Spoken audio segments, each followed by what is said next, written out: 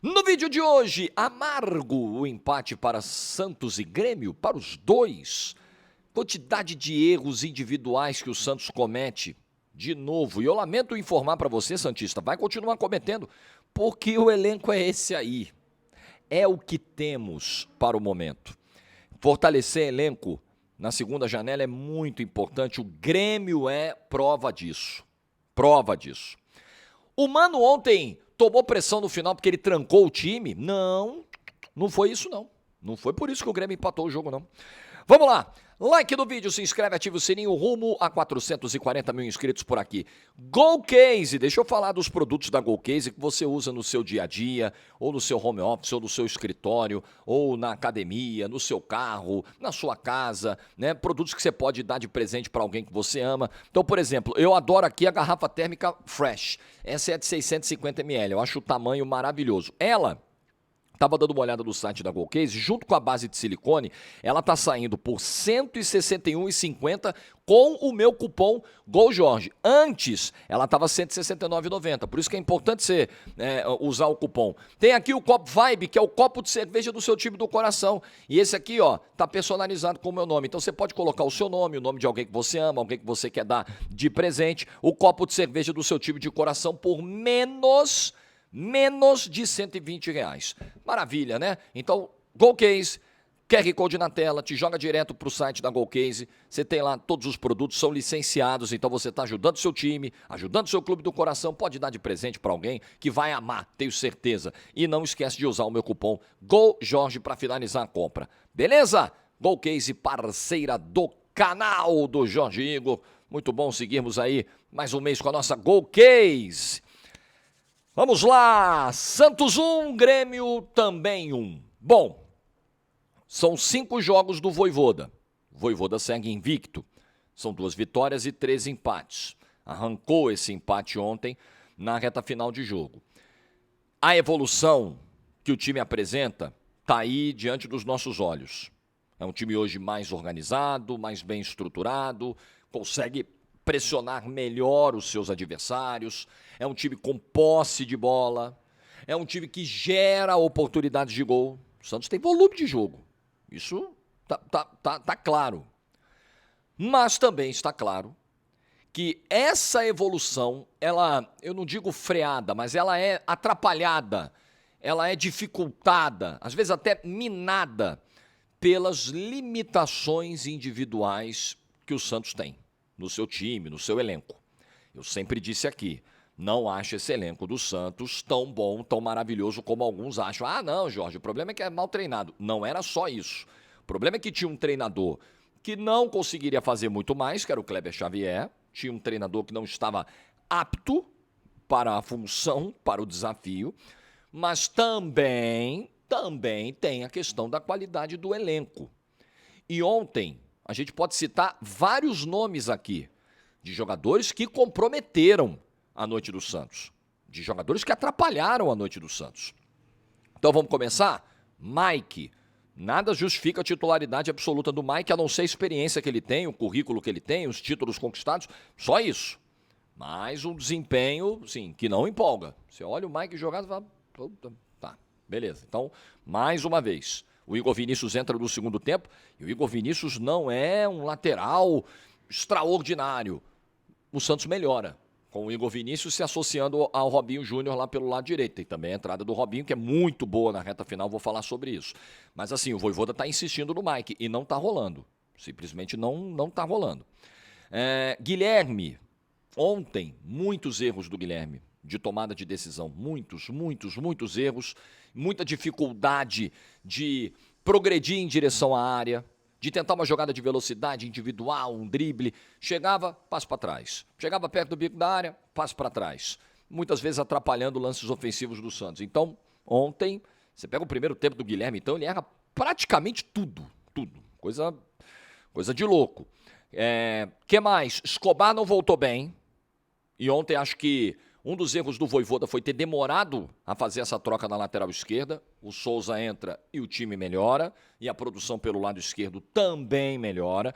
Me pareceu um Escobar um pouco nervoso no jogo de ontem, né?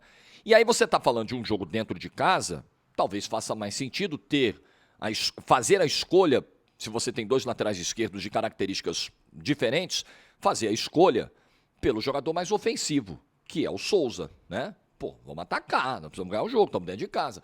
O Souza talvez se encaixe mais nesse tipo de jogo. Então, não gostei da atuação do Escobar.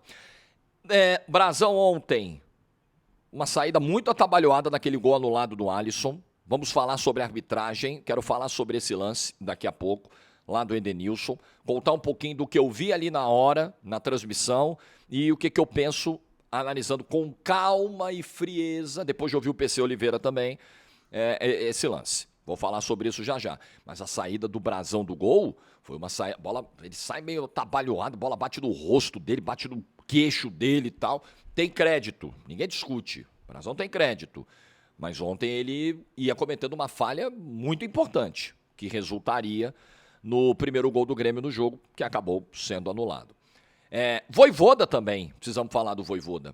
Porque a troca Schmidt por Tiquinho não funcionou. Porque o que acontece? Na cabeça do Vojvoda, muito provavelmente, a intenção era ter um cara mais de área, um cara para preparar a jogada, para fazer o pivô, para fazer a escorada, que o Tiquinho gosta de fazer esse papel. Só que o Tiquinho não foi o cara de área, de referência. Muitas vezes o Tiquinho voltava na linha central do campo, muito distante do gol, muito distante dos pontas para preparar um lance. E, ao mesmo tempo, você perdeu o meio-campo sem o Schmidt, que nem vinha fazendo assim um primeiro tempo maravilhoso e tal, mas o Santos passou a diminuir o seu índice de pressão no segundo tempo com essa troca. Então a troca não foi bem sucedida. E aí, voltando a falar das individualidades e pegando o gancho do Tiquinho, é um jogador que vem nesse nível aí há muito tempo. Eu, sinceramente, com todo respeito ao Tiquinho, tô fazendo uma análise profissional, nada contra o cara, nada de perseguir o cara, pelo amor de Deus, vocês sabem qual é a minha linha de trabalho.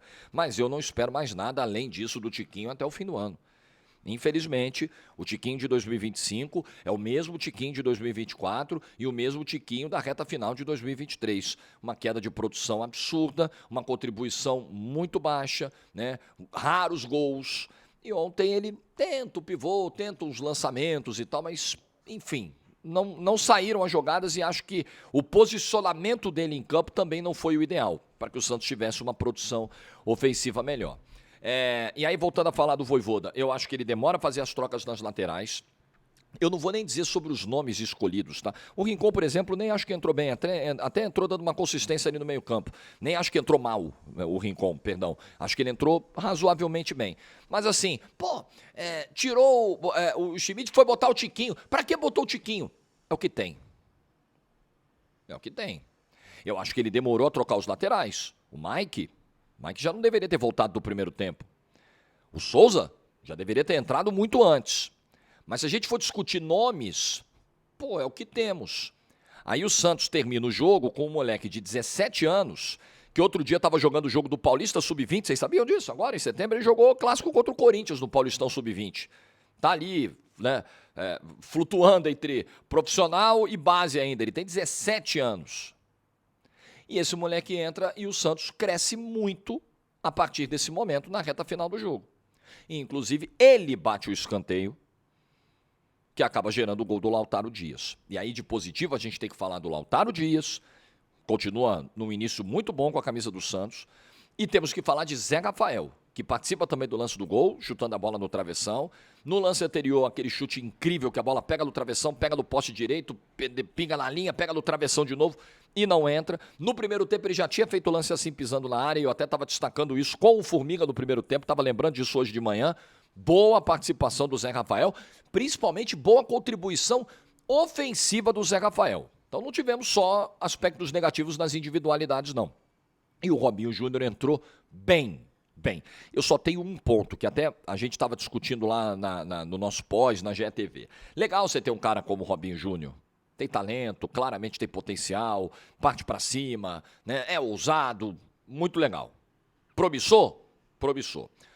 Só que o Santos não pode cometer o erro de colocar nos ombros de um garoto de 17 anos a missão de resolver problemas que são graves do ponto de vista individual. Coletivos, o Vojvoda está conseguindo minimamente resolver, é jogar tudo no moleque.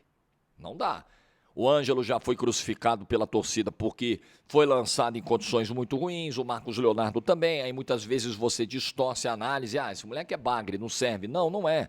É que ele subiu num contexto totalmente desfavorável. Então que o Santos não cometa esse erro com o Robinho Júnior, mas acho que ele pode continuar sendo aproveitado, ter minutagem, entrar nos últimos 15, entrar nos últimos 20, entrar na última meia hora do jogo, ganhar mais confiança, ganhar mais sequência. Ontem entrou bem o Robinho Júnior. Fiquei muito feliz de ver o Robinho Júnior fazer o que fez ontem na Vila Belmiro. Até porque a gente sabe, enfim, tudo que aconteceu na vida pessoal do Robinho Júnior. Então, o que o pai dele fez é uma coisa, e ele tá lá pagando pelo que ele fez, e o menino tem que seguir a vida dele, né? Você não escolhe o pai que tem, a mãe que tem, o menino tem que ter paz para trabalhar, para seguir a sua carreira, para escrever uma história, principalmente na vida pessoal, diferente da história que o pai dele escreveu.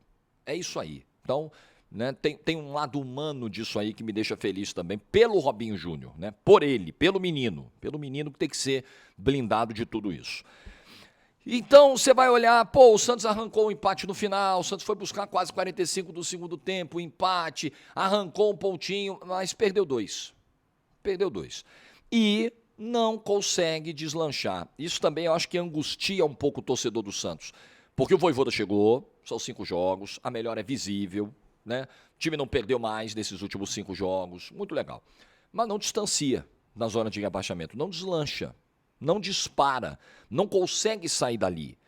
Então, é para comemorar? Não tem o que comemorar nesse momento. Eu acho que, nesse momento, existe ali uma mistura de... O meu sentimento, tá? Agora, um lado um pouquinho torcedor compartilhando com vocês. Uma mistura de alívio e esperança. Assim, temos um treinador... Chegou um cara capaz de organizar o time melhorou, eu não estava vendo margem para melhora, não estava vendo possibilidade de melhora, beleza, melhorou. E a esperança é de que os erros individuais sejam reduzidos à medida em que esse coletivo vai se fortalecendo. E aí os pontos venham, e o Santos consiga se distanciar. E a esperança também é quando a gente olha para os rivais. Então, apesar do Santos estar ali uma posição acima da zona de rebaixamento, a distância dele para o Juventude é de 5 pontos. Não basta uma rodada para entrar na zona de rebaixamento. Isso dá um alívio. Você olha para os times que estão logo acima, na rodada, o Inter não ganhou, o Atlético Mineiro não ganhou, o Corinthians não ganhou, ninguém está disparando, né? O Vasco perdeu, voltou a ficar ali com 30 pontos, tá só 2 pontos à frente do Santos. O Grêmio é que deu uma escapadinha. Esse deu uma escapadinha ali da confusão, principalmente pelos reforços, e eu vou falar disso já já. Então, a esperança está nisso. Está muito no Vojvoda e nos rivais, né? Torcer para que eles não melhorem, para que eles continuem aí, tanto os que estão na zona de rebaixamento, quanto aqueles que estão no 15º, no 14º, no 13º lugar. Mas o Santos esbarrou, ontem foi evidente. O Santos esbarrou nas limitações técnicas. Poderia ter saído com um resultado melhor e o trabalho do Vojvoda vai ter que superar isso aí também. Esse é um obstáculo interno, talvez um dos maiores. Existem até os obstáculos maiores ao trabalho do Vojvoda, tá? Os aspectos estruturais, políticos, econômicos, etc. Né? A maneira como o clube é tocado hoje, tudo isso é um obstáculo enorme. Agora, individualmente falando, esse obstáculo também é pesado. Também é difícil para o Vojvoda trabalhar. Enfim, né? Mais um jogo que escapa. Como o domingo escapou, o Santos até consegue a virada. Falha individual, os caras ficam olhando, gol do Red Bull. Né? Aí você vai lembrar, jogo em Belo Horizonte, Arena MRV. Neymar teve a bola do jogo, furou. Cruzamento que veio da linha de fundo, rasteiro, furou. Então os problemas individuais estão atrapalhando o Santos. Óbvio que o Neymar, tecnicamente, é um assombro de jogador. Não estou dizendo que o Neymar é bagre. Mas, veja, é oportunidade que você não pode desperdiçar. É chance que você não pode perder. E o Santos está perdendo chances. E com isso ele está perdendo pontos. E ele só tem 28 pontos em 25 rodadas no campeonato. Ele tem 7 vitórias, 7 empates e 11 derrotas. Ele tem um saldo negativo de 10 gols. Os números não são nada bons. Nada bons. O que me leva a crer que o Santos vai continuar nesse pedacinho da tabela mesmo até o final. E aí é torcer para o Vojvoda conseguir pelo menos manter esse time na primeira divisão, para tentar fazer alguma coisa diferente, quem sabe, a partir do ano que vem, último ano da gestão do Marcelo Teixeira, enfim. E só rapidinho sobre Neymar, essa semana saiu a informação, o Cosme Rimoli acho que deu essa informação, que o Neymar estaria pensando em não seguir no Santos no ano que vem, se o Santos cair para a segunda divisão. Enfim, isso para mim é evidente, né? Se acontecer uma tragédia do Santos voltar para a Série B, que o Neymar não vai continuar. Agora, eu só tenho um ponto, tá? Porque lendo a matéria, fica parecendo que o staff do Neymar, sendo verdade tudo aquilo, né, que está divulgado pelo Cosme Rimoli e não foi desmentido até agora pelo staff do Neymar, sendo tudo verdade, me passa a sensação de que existe uma confiança exagerada de que o Neymar achará mercado facilmente. Eu tenho batido muito nessa tecla. Você lembra dos vídeos que eu fiz no meio do ano sobre a renovação do Neymar, sobre aquela história do pai do Neymar falar de conversar com o time europeu para jogar a Copa do Mundo de Clubes? Eu falava, galera, eu acho que eles estão otimistas demais. Eu acho que o mar não tá para esse peixe todo, não. E eles estão achando que tá. Eles estão vendo fartura de proposta e eu não enxergo isso acontecendo. Mantenho a minha visão sobre isso. Ainda mais agora, com a terceira lesão muscular do Neymar na temporada, com uma incerteza gigantesca sobre o fim do ano e o 2026 do Neymar. Copa do Mundo, então, para mim, esquece. Eu, se fosse apostar o meu dinheirinho com alguém, Neymar vai para a Copa ou não? Botava a grana toda, não vai. Pá! Eu ia seco, mas não faço isso. Nem coloque a sua grana toda, por favor, nunca faça isso. É só um pedacinho lá quando você for brincar. Mas eu faria. Eu ia lá, grandão. Não vai. Não vai. Então, né, não é tão simples assim. Hoje, não é tão simples assim pro Neymar deixar o Santos, tá? Não é. Não porque ele não possa deixar a hora que ele quiser, ele pode deixar a hora que ele quiser. Está passando agora, aqui é impressionante na Marginal Pinheiros, né, cara, são 11 horas da manhã, os caras passam nas motos rasgando, cara, assim, é uma loucura. Aí volta e meia a gente vê uns acidentes brabo aí, né, muitas vezes por imprudência, cara, inacreditável, eu fico de cara de ver essa parada aí. Mas voltando, não perder do fio, como vocês sabem, ele não tá preso. Ele não está amarrado ao contrato, ele sai a hora que ele quiser, não quero renovar. Tá bom, beleza, ele vai embora. Mas para onde? É tão fácil assim achar um outro clube? Não sei, não é o que me parece. Bom, vamos falar desse Grêmio, né? O Grêmio ontem, pode passar a sensação para quem de repente não viu o jogo, eu vou falar do lance do Edenilson daqui a pouco, tá? Eu tô reforçando só para eu não esquecer, não é nem só para prender a audiência do vídeo não, é para que eu não esqueça, porque eu não anoto, então, eu não anoto o roteiro de vídeo, eu anoto às vezes algumas informações, dados, números, nomes de jogadores aqui que eu quero destacar, mas roteiro não tem, então tem que lembrar para mim mesmo. Então daqui a pouco eu falarei do lance do Edenilson para fechar o vídeo de hoje. Mas vamos lá, o Grêmio ele não tomou o empate porque o Mano Menezes, que é historicamente conhecido por ser um treinador de precauções defensivas e tal, porque o Mano Menezes retrancou o time. Porque o Mano Menezes morreu de medo, botou a bunda na parede e acabou tomando sufoco, tomando empate. Não. Pelo contrário. O Grêmio termina com Cristaldo, com Aravena, com Amuso. O Grêmio termina com um monte de gente para tentar jogar na velocidade, tentar atacar. Eu acho que o que é central para a queda do Grêmio é a saída do Arthur. E aí o Mano justifica a saída do Arthur pelo fato dele ter o cartão amarelo. Ele também já me parecia sem o mesmo ímpeto, sem a mesma pegada do meio-campo. Fisicamente ele pode ter sentido ali a reta final.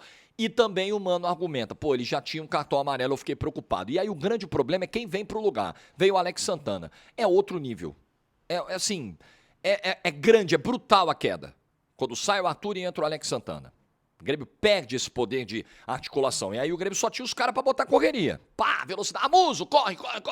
Não tinha mais um jogo pensado. Então essa alteração, ela foi muito prejudicial ao Grêmio.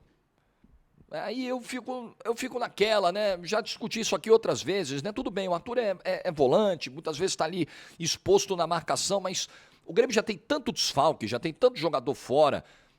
Um cara com a experiência do Arthur... Eu lembro que no primeiro tempo teve um lance nos acréscimos do primeiro tempo, que ele estava amarelado, e aí ele se envolve ali numa treta perto do banco, e o auxiliar, primeiro o Mano chama ele, depois o auxiliar grita com ele, Arthur, calma! Tipo assim, pelo amor de Deus, você não vai tomar o segundo amarelo. Chama pra conversa de novo, chama pras ideias. Ô, Arthur, vem cá. Olha só, irmão, eu preciso de você. Preciso segurar você aí. Não tem jeito. Segura esse cartão amarelo, porque eu não tenho outro cara com a tua qualidade pra colocar no lugar. Meu time vai desabar tecnicamente. Eu discuto muito isso. Se você diz pra mim, é questão física, o cara tava com a língua de fora, não falo nada. Porra, beleza. O cara não aguenta, o cara não é máquina, tá bom. Agora, por cartão, eu acho que você tem que evitar ao máximo. Eu sei que tem o risco, né, e tudo, mas evitar ao máximo, principalmente se você não tem reservas do mesmo nível. E assim, o próprio Arthur é um exemplo disso, né? Mas o elenco do Grêmio, esse retorno que o Grêmio tá fazendo, ontem ele não tinha o Marcos Rocha, ontem ele não tinha o William, mas esses caras que chegaram, esses dois que eu citei, o Arthur, enfim, esses reforços de segunda janela, eles mudaram o panorama do Grêmio. A ponto do Grêmio hoje está na primeira metade da tabela do campeonato. Eles mudaram, isso é evidente. Então você tem a chegada do Mano, você tem os reforços que chegaram. E ontem, além disso, além de um bom jogo do Arthur, por exemplo, ontem você teve Grando numa boa noite, com o Volpi nesse momento fora, fazendo pelo menos umas 3 defesas difíceis em chutes de fora da área, pegando bola cara a cara também, aquele lance maluco, né, do Lautaro com o Tiquinho, que bate no Wagner Leonardo, volta o Tiquinho, tenta o Grando, faz uma belíssima defesa. Então o Gabriel Grando foi um dos destaques do jogo. E Pavon e Edenilson, que coisa, né? Duas coisas muito curiosas. Primeiro que, quando sai a escalação, o torcedor do Grêmio fica revoltado. Porra, insistência no Pavon. E eu também não entendi. Vai, caramba, o Amuso foi tão bem no fim de semana. Insistência no Pavon, galera não gostou. Capitania pro Edenilson. Nossa, mas é um deboche, o Edenilson capitão. Como é que o Mano dá a abraçadeira de capitão? Essa foi a primeira coisa que chamou a atenção. A segunda coisa, quando eles se envolvem na jogada do gol, o Mano já tinha decidido trocá-los. Já tava certa a saída de um e do outro. A plaquinha ia subir quando a bola parasse. E como que a bola parou? Dentro do gol. Com o Pavon cruzando, o Edenilson indo no carrinho escorar. Saiu o gol, comemoraram, blá, rua. Já estava engatilhada a troca. Você vê como é o futebol. Os caras criticados, os caras pelos quais, pelas escalações, o Mano mais apanhou, mais tomou pedrada ontem, antes do jogo, foram os caras que fizeram a jogada do primeiro gol do Grêmio dentro da Vila Belmiro. É realmente muito curioso, né? Destacar o jogo que fez o Gustavo Martins na direita. O Marcos Rocha tá fora, então não tinha opção. Ele é zagueiro, ele jogou improvisado ontem pelo lado direito. E eu gostei muito do jogo que fez o Gustavo Martins. Nasceu o jogo correto. Ofensivamente você não ia esperar muita coisa. Defensivamente ganhando ali alguns duelos, principalmente com o Guilherme ali no primeiro tempo. Gostei. Acho que fez um jogo ok. Acho que o Marlon estava mais preso, mais tímido, talvez por não ter o William para se associar ali pelo lado esquerdo, não teve, que aí você tem um zagueiro improvisado na direita, você vai liberar mais o teu lateral esquerdo. Mas o Marlon, ele apoiou pouco, menos do que eu esperava que ele apoiasse no jogo de ontem. Mas enfim, galera, o Grêmio está invicto como visitante nesse retorno. Ele ganha do Atlético Mineiro, empata com o Flamengo, ganha um Grenal e empata com o Santos dentro da Vila Belmiro, onde é sempre muito difícil, onde historicamente é difícil para o Grêmio. Então, sabe, é um bom momento. É um momento de recuperação. Os reforços que chegaram foram fundamentais e o Grêmio vai olhar para a zona de Sul-Americana. Ele vai olhar para aquela primeira metade de tabela, aquele G10. Eu acho que é isso que o Grêmio tem que buscar. Eu acho que Libertadores é muito complicado. Claro, na matemática, se ele continuar aí pertinho e as vagas forem abrindo, beleza. Na matemática dá para pensar. Mas acho que a briga mais real é G10, zona de classificação para a Sul-Americana, tá? E tudo isso o Grêmio vem fazendo e fez ontem, arrancou esse ponto ontem, com 13 jogadores no departamento médico, tá? Então numa briga grande, os dois tricolores, o Gaúcho e o Paulista, para ver quem tem mais jogador no DM. É mais de um time inteiro entregue ao departamento médico, o que eu acho que torna esse resultado ainda maior.